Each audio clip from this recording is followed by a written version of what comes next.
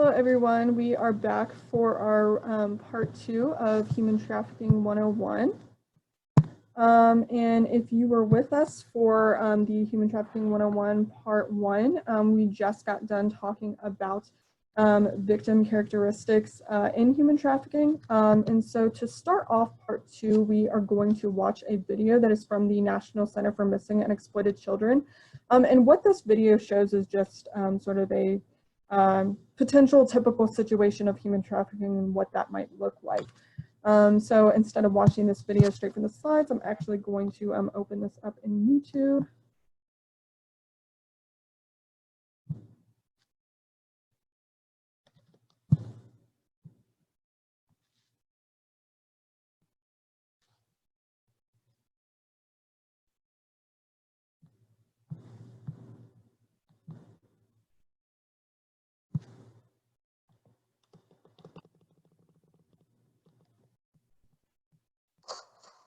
Hey, where you headed? Heading somewhere around here? Actually, are we paying you to talk or to drive? My bad.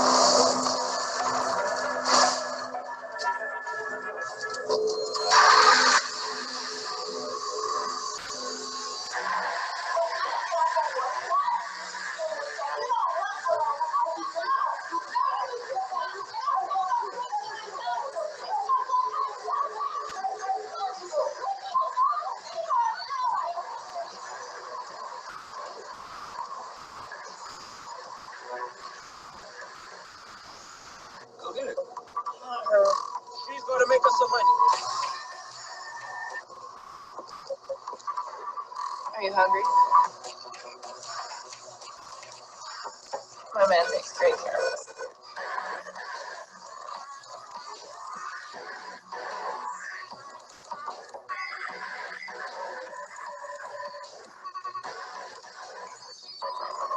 I said, where you been? Not what do I see?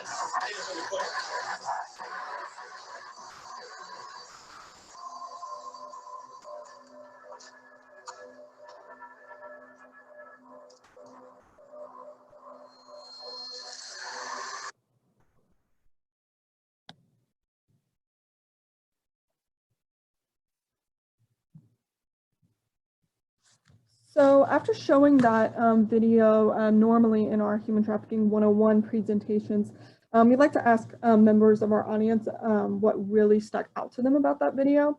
And so some of the things that I just wanted to point out is that the young girl that was featured in the video, she came from, it seemed like a troubled home situation. This made her particularly vulnerable. She was also a runaway, and what we know about runaway youth is that youth that run away 4 or more times in a year are considered at-risk youth for human trafficking. So that was another factor. We also showed, interestingly enough, that the human trafficker in the situation did not act alone, but he actually had a female companion that was also a trafficker with him, who sort of, as you can see, did more of the recruiting sort of piece of human trafficking in this instance. We are unfortunately seeing this become more and more common, where women who were once exploited might become traffickers themselves, or might sort of move up the ranks of a human trafficking structure, and then eventually take on that role of trafficker. So those are just a couple of interesting things I wanted to point out about the video. Now some other statistics on missing children and vulnerabilities for human trafficking. So according to the FBI in 2018, there were 424,066 National Crime Information Center entries for missing children. And then another statistic of the more than 23,500 runaways reported to the National Center for Missing and Exploited Children in 2018, 1 in 7 were likely victims of child sex trafficking. So running away is certainly a major vulnerability for trafficking. So here are some of the health effects of human trafficking. It is very important to remember that health effects on human trafficking victims are not just physical, but they're also very much psychological. And so certainly they might be things that the typical person walking by wouldn't necessarily be able to see. Some of the physical effects include STDs, pelvic pain and rectal trauma, urinary difficulties are especially common in victims of sex trafficking, but also muscle tension, untreated illnesses.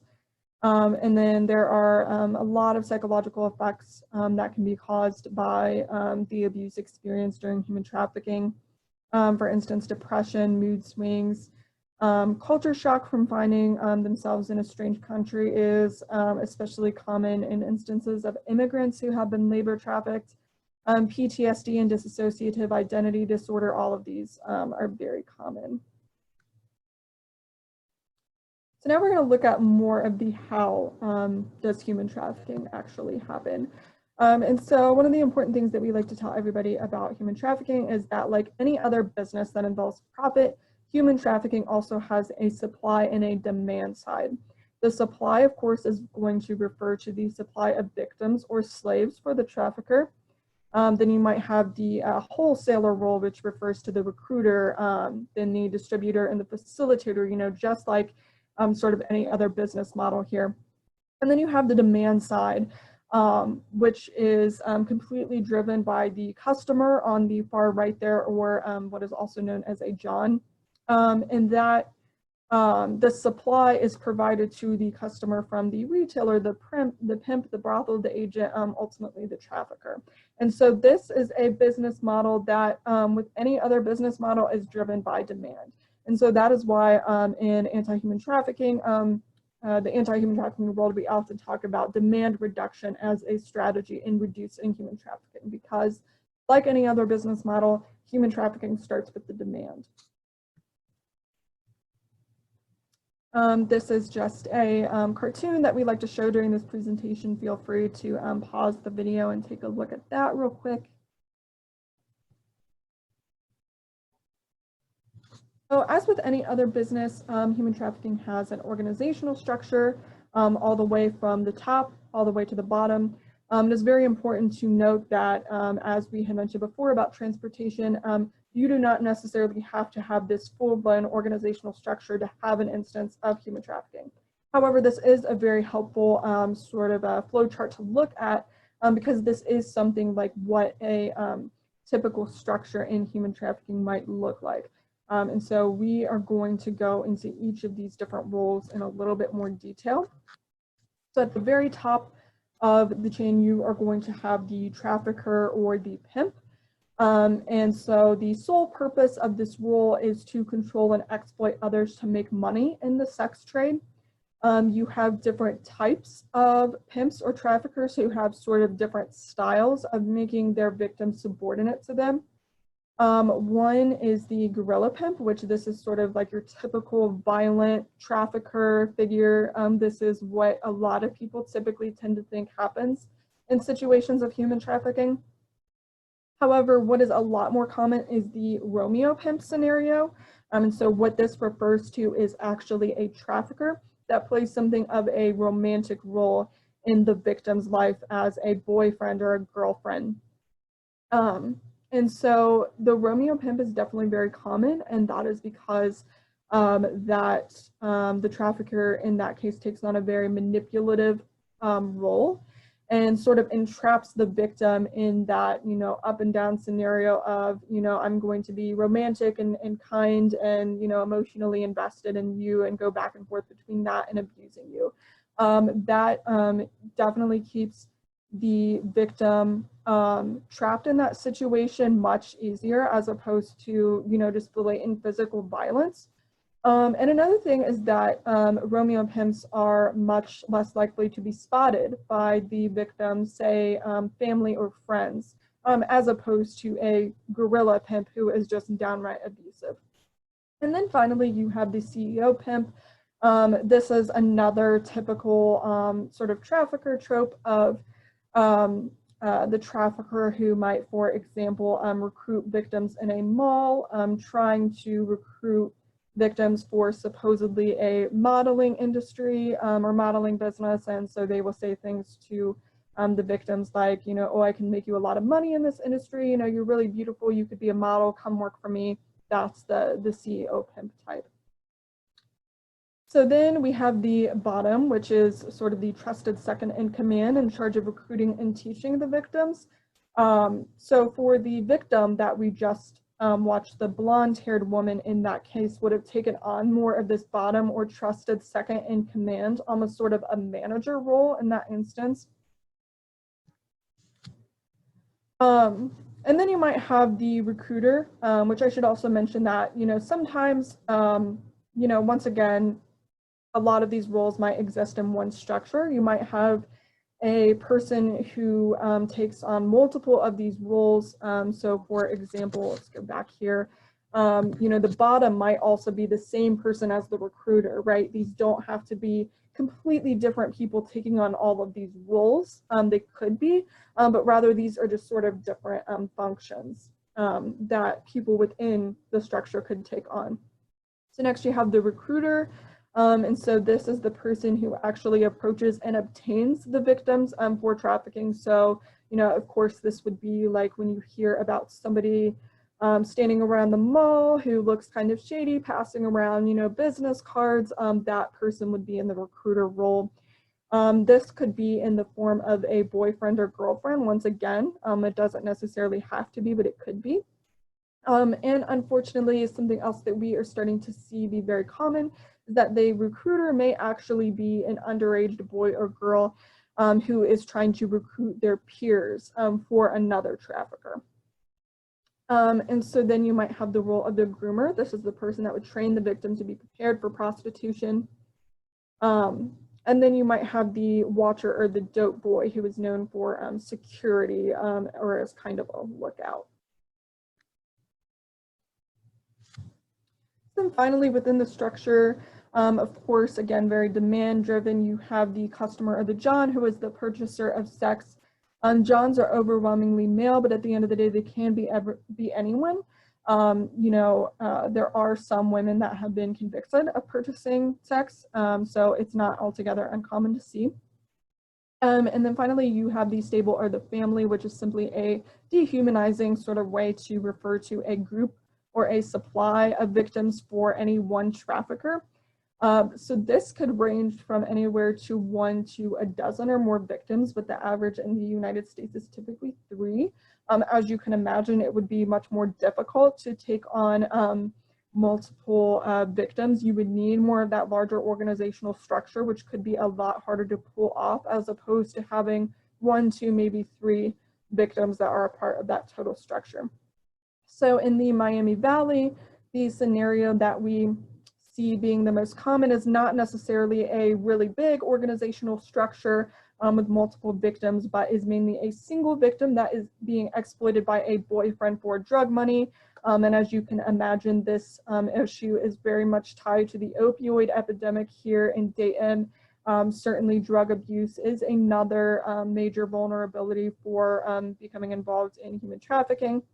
And so this is the scenario that we see that is most common in the Miami Valley. No large structure. There is not, very many participants in this scenario. And in this case, the trafficker does usually take on that Romeo pimp sort of role of being the boyfriend that manipulates and coerces the victim to being in that relationship.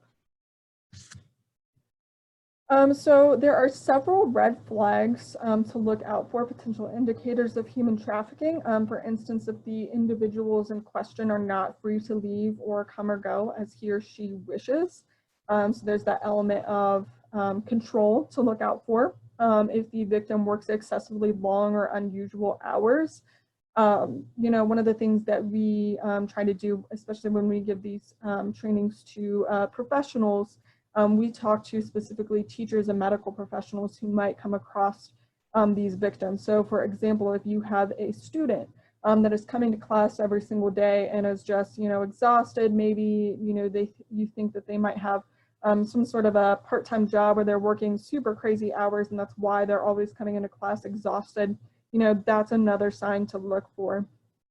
Another sign would be the sort of fraudulent piece of this. Somebody who owes a large and or increasing debt and is unable to pay it off. This is very common of immigrant victims of labor trafficking situations. Another common indicator is that somebody was recruited through false promises concerning the nature or conditions of his or her work. So for example, the CEO pimp who says, I'm going to recruit you into this industry and you're going to be famous and make a lot of money, and so on and so forth. If the victim has few or no personal possessions, that's another sign. Another heavy indicator is that this person is not in control of his or her own money. They don't have any financial records or bank account. And then finally, especially somebody that is not in control of his or her own identification documents, such as their ID, their passport, or their visa. Again, this is another one that is very common in instances of labor trafficking. And some more red flags.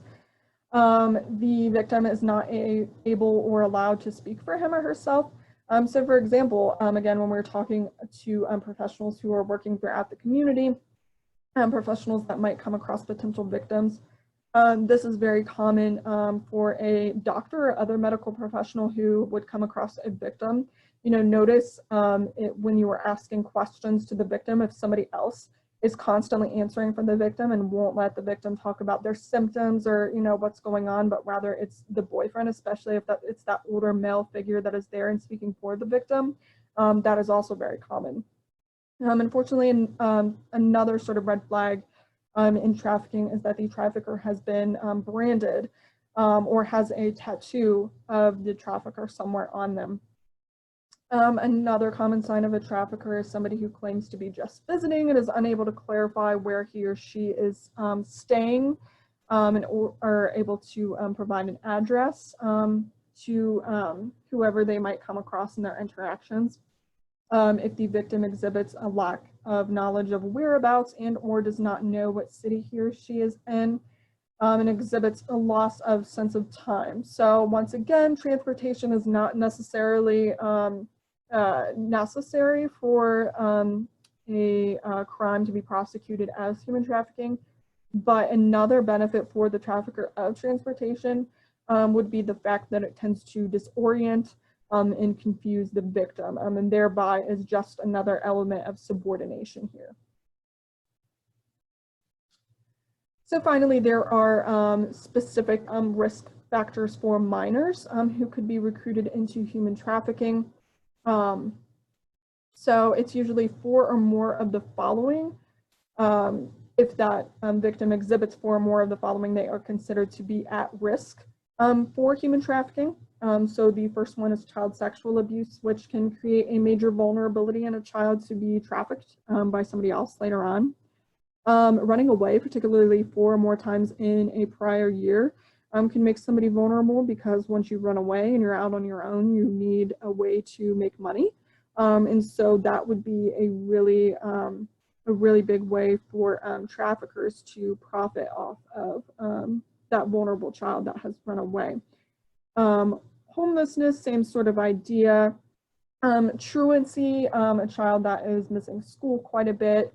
Juvenile court involvement, CPS involvement, including foster care.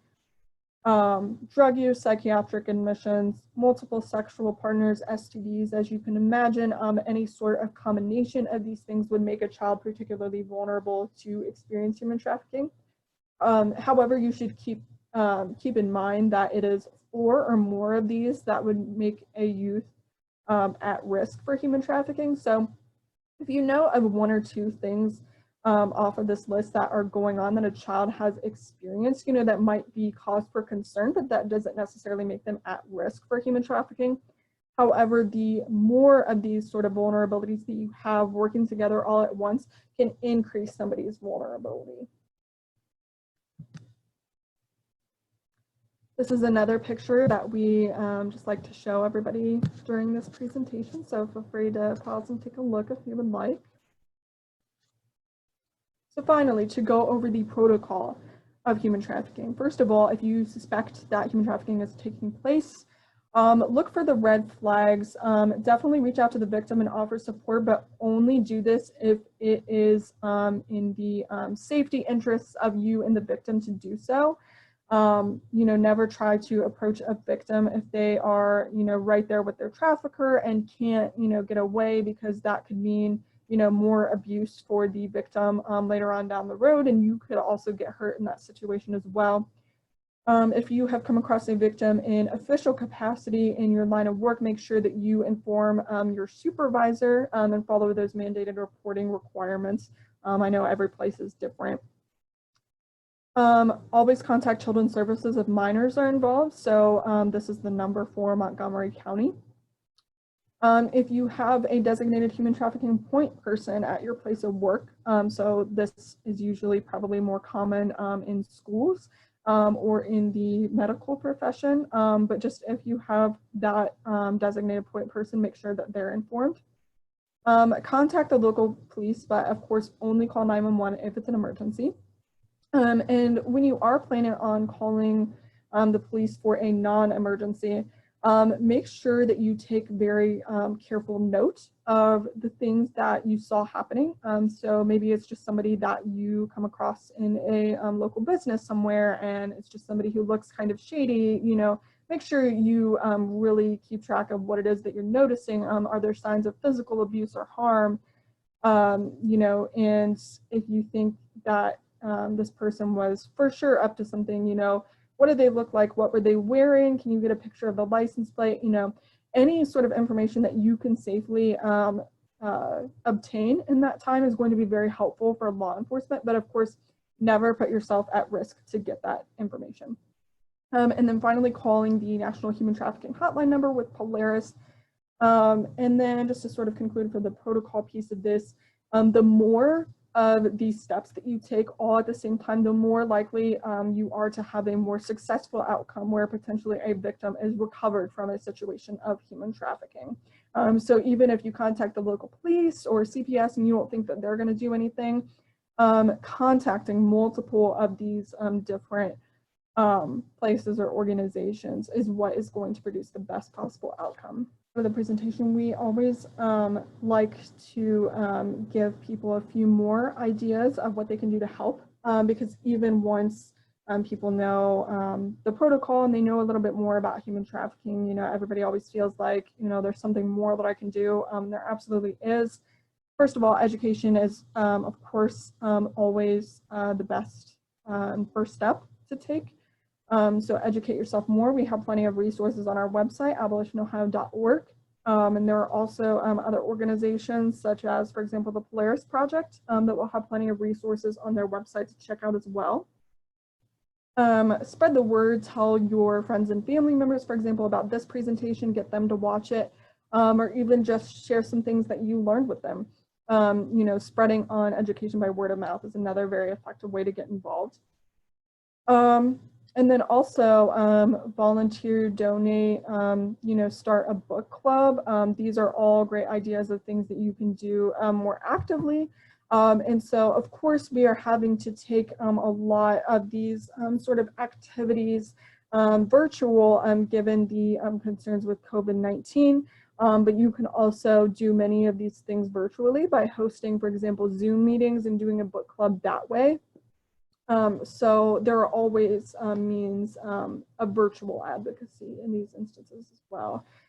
Also buying used, since a lot of the products that we purchase can be complicit in labor trafficking. Buying used products, secondhand, thrift stores, that kind of thing is a really great way to buy a product without potentially re-exploiting somebody if that price tag that you're buying brand new is connected to a supply of labor trafficking. And then finally, if you can afford to do so, buy fair trade. Here are the 3 fair trade labels. Here at the bottom are 3 potential fair trade labels that you might come across. And so that fair trade certification is going to be an indicator of a company that has good ethical practices and checks out as far as paying their employees and workers a decent livable wage, and so on and so forth. So finally, if you have any other questions, I would be happy to answer them. Feel free to email us at abolitionohio@gmail.com. Check out our website for more resources at abolitionohio.org. And I look forward to answering any questions that you guys have. Thank you so much for watching.